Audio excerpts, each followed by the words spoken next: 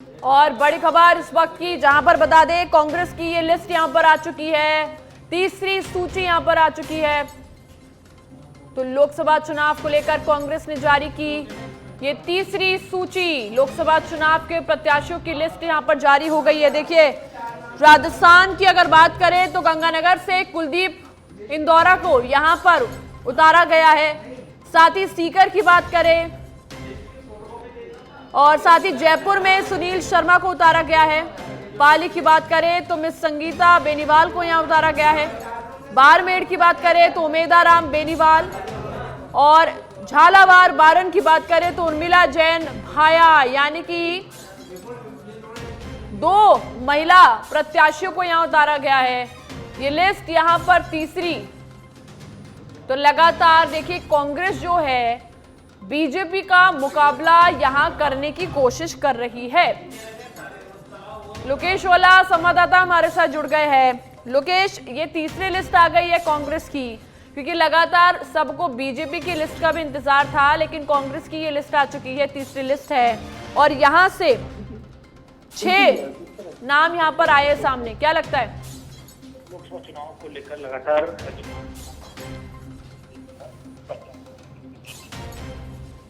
आज तीसरी सूची जारी हुई है, जिसमें राजस्थान की भी सीटें शामिल की गई है।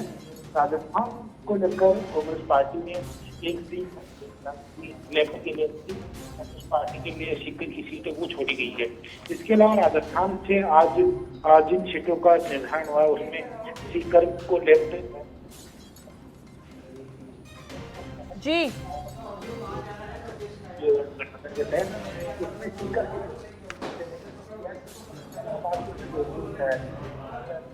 शर्मा को प्रत्याशी उतारा गया। इसके अलावा पाली से संगीता बेनीवाल, बाड़मेर से उमेदा राम बेनीवाल, साथ ही झालावाड़ बारा से उर्मिला जैन भाया।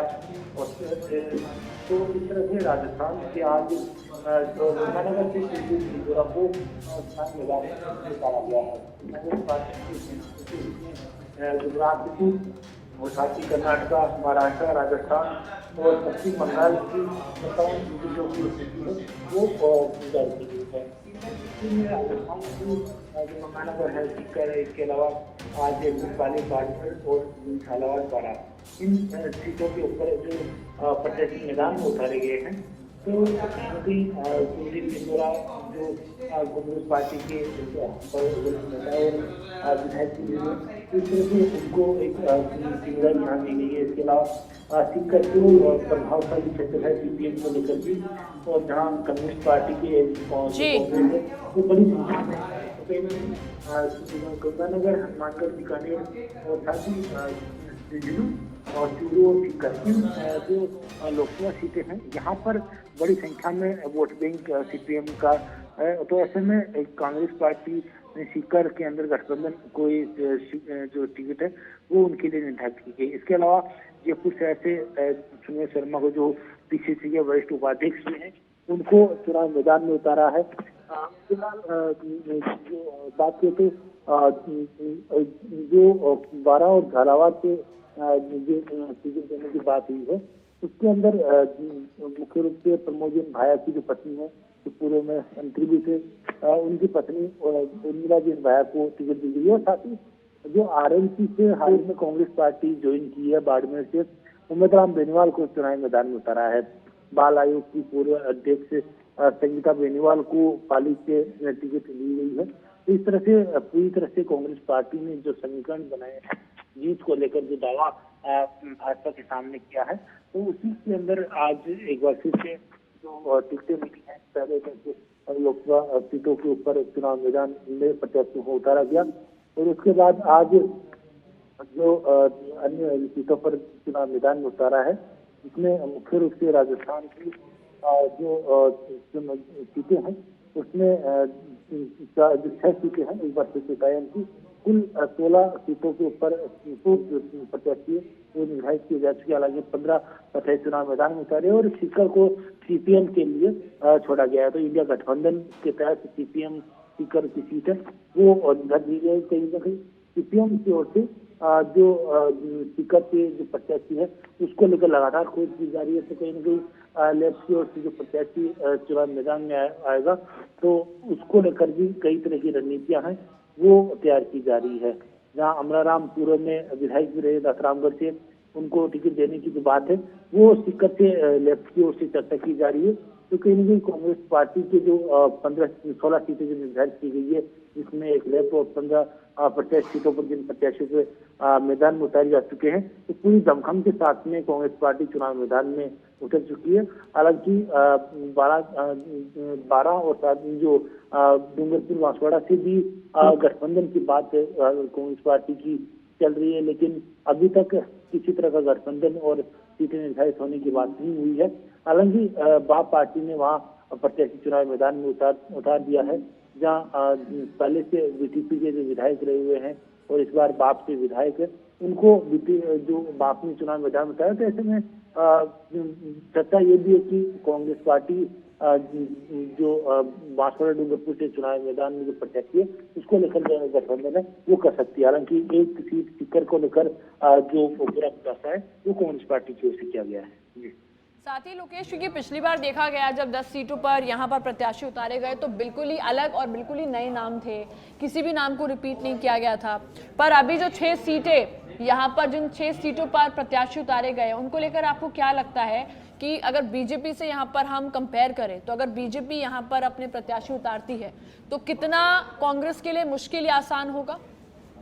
देखिए, जयपुर शहर से जो प्रत्याशी उतारा गया है सुनील शर्मा को, पहली बार चुनाव मैदान में उतरे हैं और हालांकि कांग्रेस पार्टी के वरिष्ठ नेता भी हैं, वरिष्ठ उपाध्यक्ष हैं और राजनीति का एक लंबा जो संगठन में काम करने का अनुभव है उनको है, लेकिन चुनाव मैदान में पहली बार उतरे हैं। ऐसे में भाजपा की ओर से अभी तक जयपुर शहर में किसी भी तरह से प्रत्याशी चुनाव मैदान में नहीं उतारा। इस तरह से बात करें तो जो 12 झालावाड़ और जो पाली से महिला प्रत्याशियों को चुनाव मैदान में उतारा है, तो पाली से अभी तक भाजपा की ओर से कोई प्रत्याशी निर्धारित किया गया है निर्धारित नहीं किया गया, लेकिन जो दुष्यंत सिंह को बीजेपी ने 12 झालावाड़ से चुनाव मैदान में टिकट दिया है, तो वहीं कांग्रेस से प्रमोद जैन भाया की पत्नी उर्मिला जैन भाया को चुनाव मैदान में उतारा है। हालांकि 12 झालावाड़ के अंदर एक बड़ा प्रभावशाली चेहरा है प्रमोद जैन भाया और पिछली कांग्रेस सरकार के अंदर मंत्री भी रहे, लेकिन सामने वसुंधरा राजे जो पूर्व राजस्थान की मुख्यमंत्री रही हुई है, उनके बेटे को चुनाव मैदान में उतारा गया है दुष्यंत सिंह को। तो मजबूत कैंडिडेट तो जो बीजेपी के कैंडिडेट है वो भी यहाँ नजर आ रहे हैं।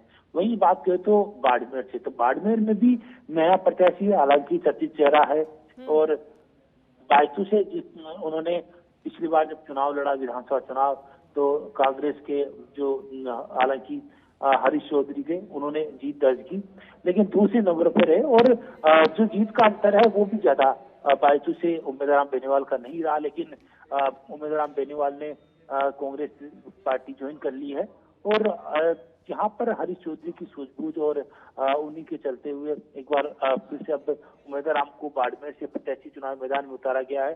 तो संगठनात्मक जो और साथ ही रणनीति के तहत पूरे दमखम के साथ चुनाव मैदान में उतारा, लेकिन हालांकि जो बूंदी और कोटा बूंदी से जो जिस की बात चल रही थी और वो थी प्रहलाद गुंजल ने आज ही कांग्रेस पार्टी ज्वाइन की है और लगातार यही चर्चा चल रही थी कि प्रहलाद गुंजल को कोटा बूंदी से टिकट देंगे लोकसभा का कांग्रेस पार्टी की ओर से, लेकिन आज की सूची के अंदर ये नाम सामने नहीं आया। हालांकि अभी कई और सूचियां आनी बाकी है और कोटा बूंदी से अभी तक जो उम्मीदवार है वो भी मैदान में नहीं उतारा, तो कहीं ना कहीं अभी भी बात यही चल रही है कांग्रेस पार्टी के अंदर भी और चर्चा यही चल रही कि प्रहलाद गुंजल को कोटा बूंदी से चुनाव मैदान में उतारेंगे, लेकिन जिस तरह से और कई जो कोशिश होने वाली है, जिसमें नागौर की बात करें तो पूर्व में कांग्रेस में रही और कांग्रेस के सांसद भी रही ज्योति मर्जा, उनको बीजेपी ने चुनाव मैदान में उतारा, लेकिन नागौर से आरएलपी के साथ गठबंधन किया जाता है उसको लेकर चर्चा भी की जा रही है, लेकिन अभी तक कांग्रेस पार्टी की ओर से पूरी तरह से इसका जो खुलासा है वो नहीं किया गया। ऐसे में कहीं ना कहीं जो महत्वपूर्ण सीटों की बात करें तो शुरू में जिस तरह से राहुल कसवा जो भाजपा से सांसद थे, उन्होंने भाजपा का दामन छोड़कर कांग्रेस का दामन थामा है, वहाँ भाजपा ने देवेंद्र झाझड़िया को चुनाव मैदान में उतारा है।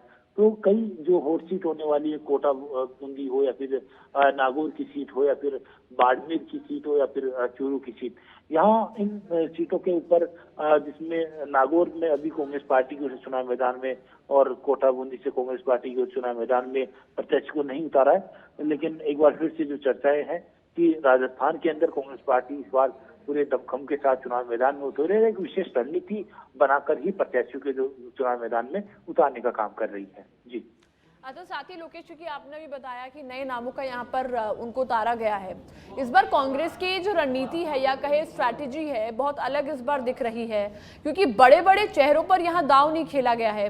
माना जा रहा था कि अशोक गहलोत उतर सकते हैं और तमाम ऐसे बड़े नेता है, लेकिन इस बार उन लोगों का चेहरा नहीं दिखा और इस बार सीट पर कुछ अलग ही एक्सपेरिमेंट यहाँ पर कांग्रेस ने किया है। इसके पीछे की वजह क्या है और साथ ही बड़े नामों का यहाँ कहीं ना कहीं उनका नाम यहाँ पर नहीं मेंशन्ड है, इसके पीछे का क्या कारण है? क्यों बड़े नेताओं को नहीं उतारा गया है?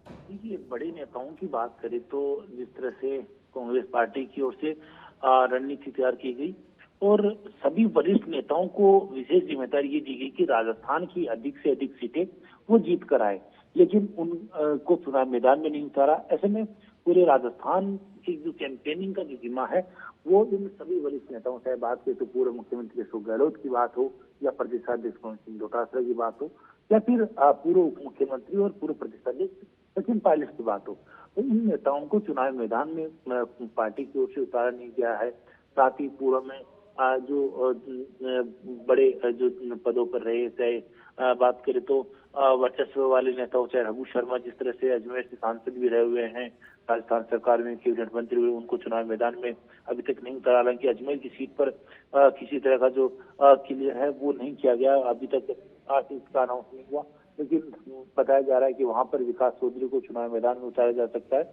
जो विधानसभा चुनाव से पहले कांग्रेस पार्टी की ओर की थी और किशनगढ़ से विधायक जीत कर भी आए। हालांकि अभी भी कई सीटें हैं जो बिल्कुल। और देखिए, कहीं ना कहीं लोकेश, बड़ा एक्सपेरिमेंट माना जा रहा है कांग्रेस की तरफ से, क्योंकि नए उम्मीदवारों को यहाँ उतारना, नए फेसेस को यहाँ उतारना, तो कहीं ना कहीं ये बहुत बड़ा रिस्क फैक्टर भी है कांग्रेस के लिए कि क्या जनता उन्हें चुन पाएगी, एक्सेप्ट कर पाएगी, ये देखना होगा। बहुत बहुत शुक्रिया लोकेश हमारे साथ जुड़ने के लिए। तो देखिए, ये जो तीसरी सूची है जारी हो चुकी है। इससे पहले राजस्थान में कांग्रेस ने 10 नाम पहले से ही घोषित कर दिए थे, 10 सीटों पर चेहरे घोषित कर दिए थे और अब ये 6 नए और नाम। तो कहीं ना कहीं ये बड़ा मुकाबला, कहीं ना कहीं कांग्रेस कोशिश कर रही है बीजेपी से फेस ऑफ करने की।